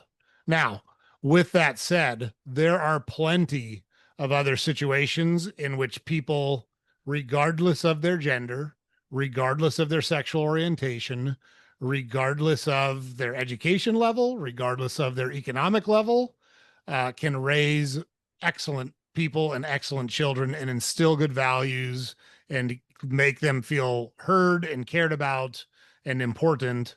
And I think that is the most important thing. So if that environment happens to be with two fathers, fine, cool, awesome. If it happens to be with two mothers, fine, cool, awesome. If it happens to be with a mother and a father, fine, cool, awesome. I think in ideal world, and so let me give you some statistics because it's not my opinion on this. This is these are United States statistics, so we always have to factor in context. So the culture in Romania could be very different, just like it could be different in Bangladesh, could be different in Tibet, could be different in the United Kingdom, wherever, right? So the statistics I'm talking about are the United States. So kids with actively involved fathers, and those are important words, actively involved, not I'm around, because you're right. There's plenty of guys that are jerks that subjugate and demoralize their families, physically and mentally abuse their families. That's not what we're talking about. Kids with actively involved fathers are 2 times more likely to graduate high school in the United States. They're Yeah. 75% less likely to become teen parents, and they're 80% less likely to spend time in jail. Now that's in our society. And there's a couple of problems with our society. One of them is men in our society. So there's a lot of men who are not good parents, who don't take responsibility for their lives and their families and their children, who are selfish, who are insecure, who don't provide good leadership and try to build themselves up by putting other people down or making other people feel less than. And that's bullshit. It's wrong. That's not what masculinity is in any way, shape, or form. And I think you and I talked about Andrew Tate the first time we talked, because he was Yeah. held in Romania for his crimes and he's finally being prosecuted for his crimes. He's a fucking dirtbag and he should go to Yeah. jail. He's a fucking scumbag and he should go to He's a jail. pimp. I mean, he's a pimp. Yeah. Period. That's exactly what he is. That's right. So that's not what we're talking about. But I think for just my own opinion, I think it's good that you advocate for what you believe in, because where I think people go wrong, and when I talk about people in general, when they're unfamiliar with a thing, they're afraid of it and they demonize it. And that can go all ways. So that can be heterosexual people that don't spend a lot of time around loving, caring homosexual or lesbian couples. That can be homosexual couples don't spend a lot of time around loving, caring heterosexual couples. That can be parents who co-parent, not spending a lot of time around good single parents. That can be good single parents not spending a lot of time around good co-parents, right? And so they want to make themselves feel better, and to do it, they try to take shots at or put down other groups. And I think that's where people go wrong, is when you don't like something or you're uncomfortable with something, what you really need to do is the opposite of what you want to do, because what you want to do is put it down and distance yourself from it and not understand it. And what you do want to do actually is the hard thing, which is go towards it, expose yourself to it, learn more about it, and you're going to have a very different viewpoint when you do that. That's an approach that I always try to take. If something's bothering me or if someone is negative towards me, I usually seek them out and say, "Hey, let's just talk through this. Like, I want to understand your perspective. Whatever, you might still hate me when we're done with this, but at least I'll know better why it is. And maybe there's some things about me you don't know. Maybe there's things about me that you've made judgments on where you don't know the full context of the story. And if I can provide context, maybe you'll see it different. Maybe you won't. I don't know. But I agree with you that speaking in absolutes, especially on a subject as important as family structure and parenting responsibilities and the outcome of children growing up, speaking in absolutes is rarely a good way to go.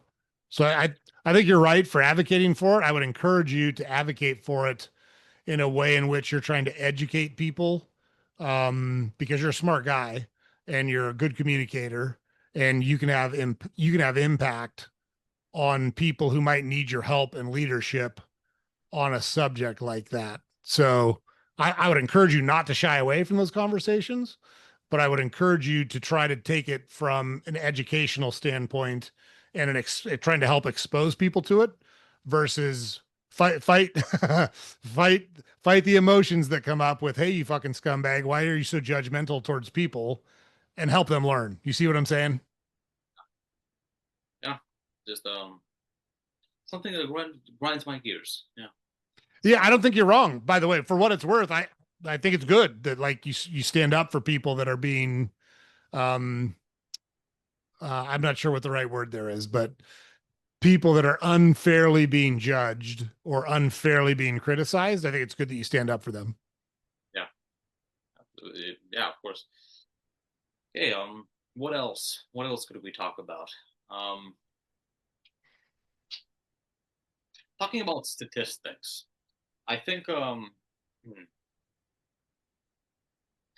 uh, I need to find like a way to put this. Hey, with me, you can just say things like I don't get real worked up. I don't get judgmental. So say what you're thinking. We'll figure it out. No, because obviously you gave like true good statistics, but also when talking when debating people, when I found myself debating people on things, I hear them say the most batshit insane statistics possible. Like, I don't know, debating someone and they say, well, you know, like 80% of immigrants, no, 80% of crimes are caused by immigrants. And you say, Hmm. okay, if that's true, then I guess I'm xenophobic too. I guess, but then you look into it, then you look into it and find out, hey, most of the crimes committed in a country are committed by the country's citizens, which are like, the ethnically pure citizens of that country. So what the fuck do you mean Right. 80% of the crimes are committed by immigrants? That's just xenophobic, has no foundation in reality, and you're probably getting it from a really racist source. Yeah. But Yeah, yeah. that's exactly what I do in those situations. Is I ask for the evidence. So I heard you say this. Where is that? Where'd you get that statistic from? And if Yeah. they can't cite it, if I heard it on the, I read it on the internet or I heard it on the radio or whatever the case may be, then I'll just say I don't think that's accurate. Like if you can't cite the source, I dispute that that's accurate. I don't think that's true at all.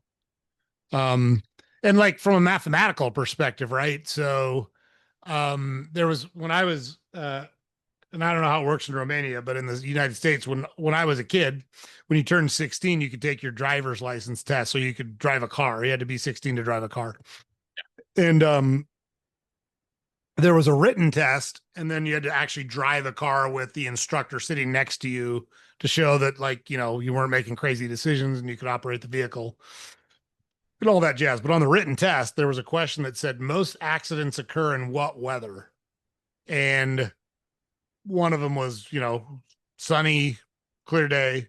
One of them was rain. One of them was snow. And to me, the answer was obvious because most days are clear and sunny. So that the math will tell you that the accidents are going to happen. You're going to have accidents every day. Yeah. And that's exactly what the answer was. But that was like a surprise to a lot of people. So it's the same thing with immigration. Is there uh, horrible, at least in the United States, are there horrible crimes committed by By illegal immigrants? Fucking A, right, there are. No question about it. Are there significantly more horrible crimes committed by U.S. citizens? Fucking A, right. There's a tremendous amount more committed by U.S. citizens because there's a tremendous amount more of U.S. citizens. Like it's just basic math. And when you walk people through that, it makes it really hard for them to argue it. yeah. Okay. Okay. If we talk about like percentages, of course, if there are more citizens, they would cause more crime. They would commit more crimes. But what percentage of the immigrant population commits crimes, and what percentage of the ethnic population commits crimes? That's also like a xenophobic talking point. I would imagine it's equal, and if it isn't, oh, okay. Another racist like talking point in the United States is that, oh, black people commit statistically so many more crimes. Why is that? Why is that?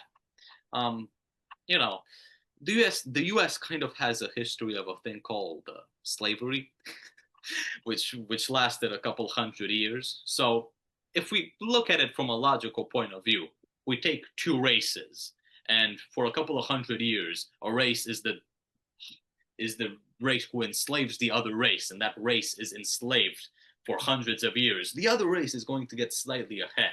So when that slavery is the abolition of slavery comes around, black people still like remain in this point, and then we introduce laws that still limit them even more. So that's why I heavily believe in things like diversity, equity, and inclusion, DEI, because you kind of need to fix this gap caused by history. It's not as if things were like this, no more slavery, and they've gone back like this. I mean, that's in no way true. That is not going to work. And also, like a funny, I was watching a John Oliver show Mm. last yeah, and he was talking about how Trump eradicated some like DEI things, and he signed like a paper or something, and he said, "Wow, our country is finally going to be based on merit again. Can you believe that?" and he said that while sitting in front of a picture of his father, from which he inherited a business empire from. So, yeah, that seemed funny to me, or whatever. That seemed mildly funny to me. Yeah, it's true. It's interesting on the crime statistics. The one I focus on the most because it's the exact thing we just talked about are unarmed people of color being killed by the police. So most people wildly overestimate the number of Americans who are killed by police, people of color, unarmed every year. If you were going to guess how many people are killed, how many people of color that are not armed are killed by police every year, what would you guess? Did you say underestimate or overestimate? They grossly overestimate it. Overestimate. Okay. Let's see. Grossly overestimate. Yeah, I imagine there aren't really that many per year. 7,000. You're way too high. Way Wait, too high. 1,000. Way too high. Wait, wow. 352.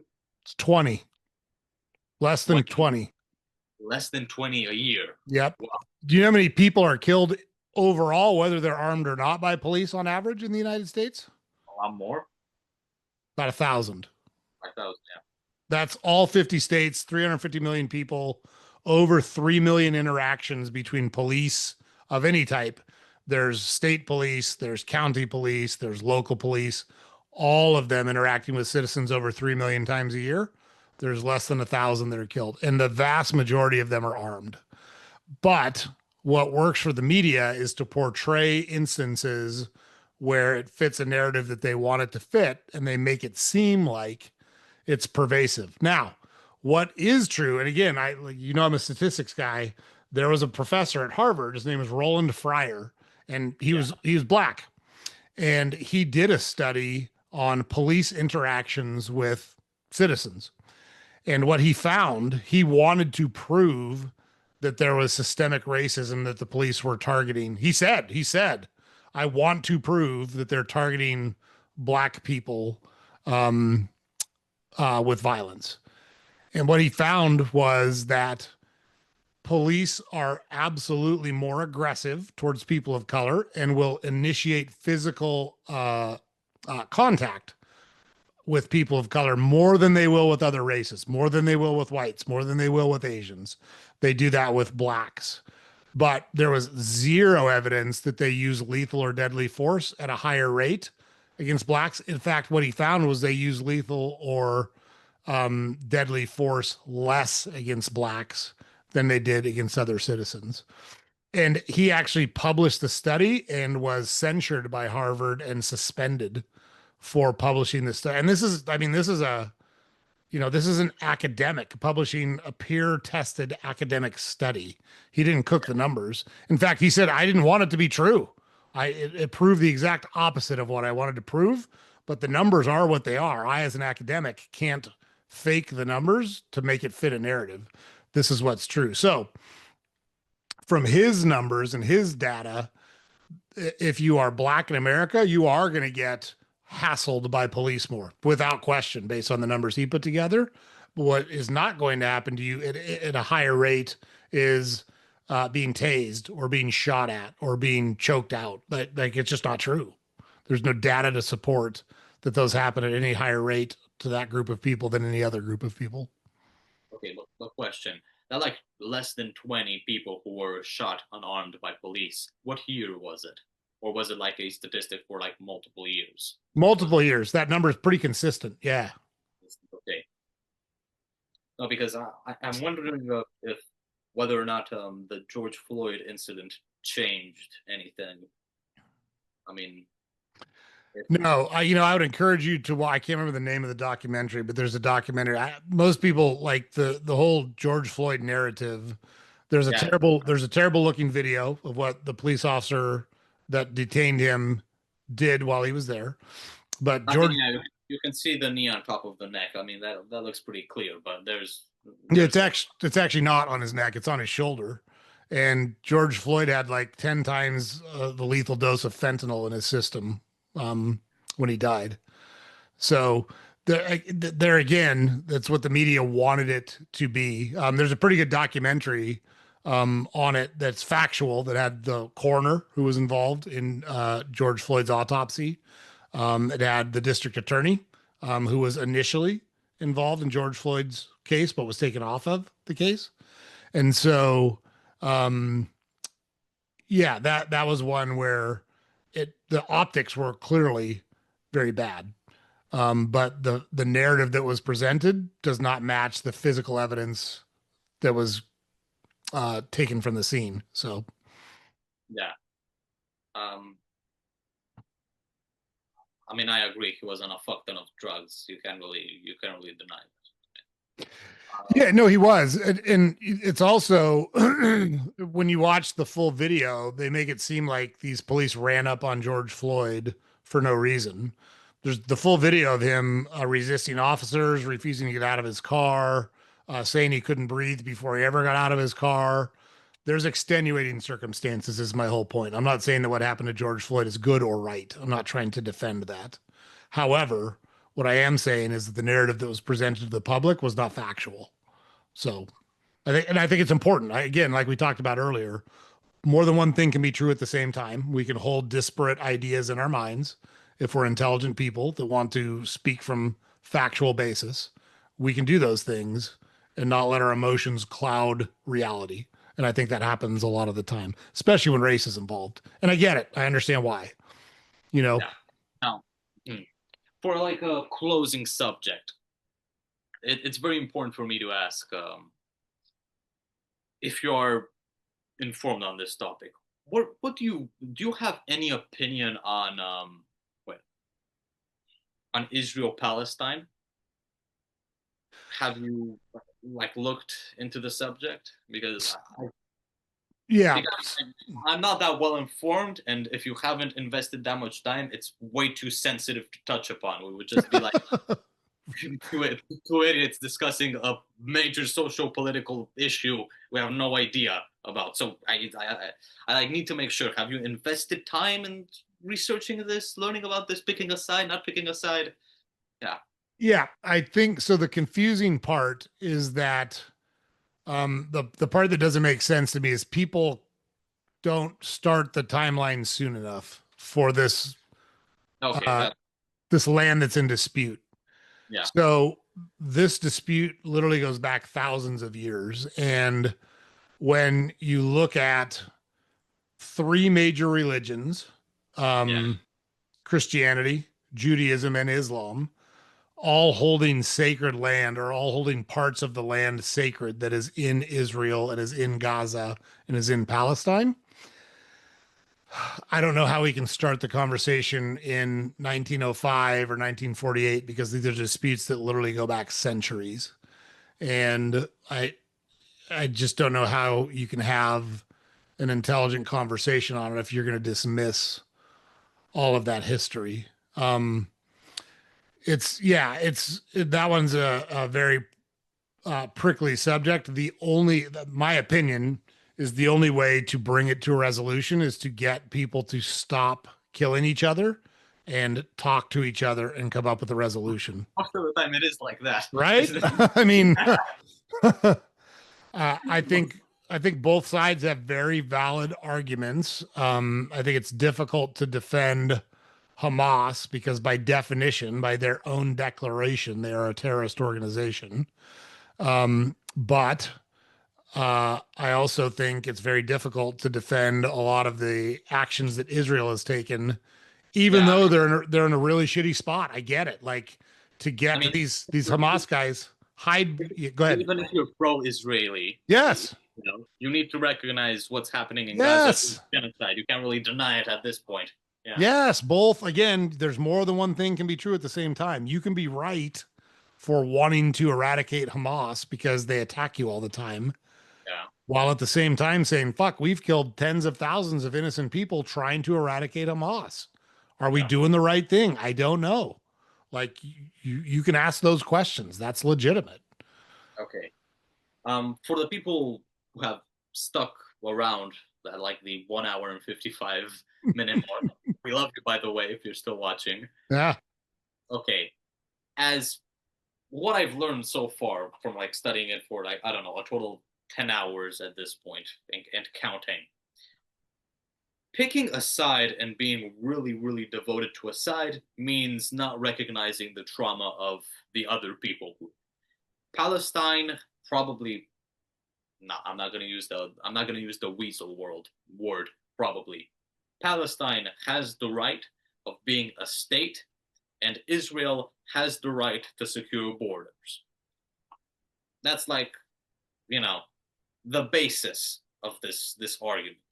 None Israel can be completely in the right, and Palestine can be completely in the right.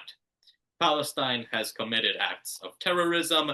Israel has committed genocide. So rooting for one completely is rooting for a bad thing and rooting against a good thing at the same time. So yeah, don't uh don't become radical for any side. Don't be extremely pro Palestine or extremely pro Israel because you'll just end up as either anti-Arab or anti-Semitic. Yeah. Neither of which is good. Neither of which you want to be. Joe, I don't think we really needed to like point that out. I'm telling you, I think we might. So I feel better saying it out loud because I don't know. I think there's some people out there who are okay with that, and I think they're wrong for thinking that way. So yeah. Okay. Well, hey, Elias, I really, really enjoyed our conversation. We got to I just, enjoyed it even more. Yeah. yeah, we got to stay in contact via email, and we'll do this again somewhere down the road. Just we'll make this a regular thing to have these conversations because I really enjoyed it. You're a really bright guy. I'm glad we got connected, and I just want to keep communication with you because I enjoyed having these conversations with you. So Thank you, Joe. I really appreciate that, especially from you. Thank you for engaging me. You're a little bit more on the right of the political spectrum than I expected, but I appreciate that, and I respect it because you're able to back up your beliefs. And yeah, thank you for the invitation, and thank you to yeah, the absolutely, that was great. Have fun at the football match tonight with your wonderful friends. audience watching us. Yeah. Yeah. Okay. Yeah, I'm gonna go watch my football game. I think. All right. Sounds Yeah. good. Have a great weekend, Elias. Thanks again. Great weekend. All Bye. right. Bye bye. Okay. Bye. Bye. Bye. Okay, guys. So, look, great conversation with Elias here. I hope you noticed that we didn't necessarily see things the same way. We didn't necessarily agree on things, but we had a very respectful conversation on some very touchy subjects, right? So, he described Romania to us, talked about the high school system. We talked about AI quite a bit. We talked about US politics. We talked about abortion. We talked about race. We talked about Israel and Gaza. So all of those can be very difficult subjects to talk about. And kudos to Elias for being educated and being intelligent in his approach. He may see things differently than us, and that's just fine. But we really appreciated having him on. So really great episode there and a really great model for how you can have conversations with people who might see things differently than you. And it doesn't need to devolve into a shouting match, into name calling, into animosity. Loved having Elias on. You heard at the end, we're going to have him on again somewhere in the future because he's a bright guy and we love to hear his perspective on things as he moves through the world. So, great deal for us. So, hey, look, James puts it up over here every day. Don't forget to head over to our website, saltygingertalk.com. All the podcast episodes are available there. We've got links to all our social media accounts there. We've got a newsletter you can publish or that we publish every weekday. You can subscribe to on our website.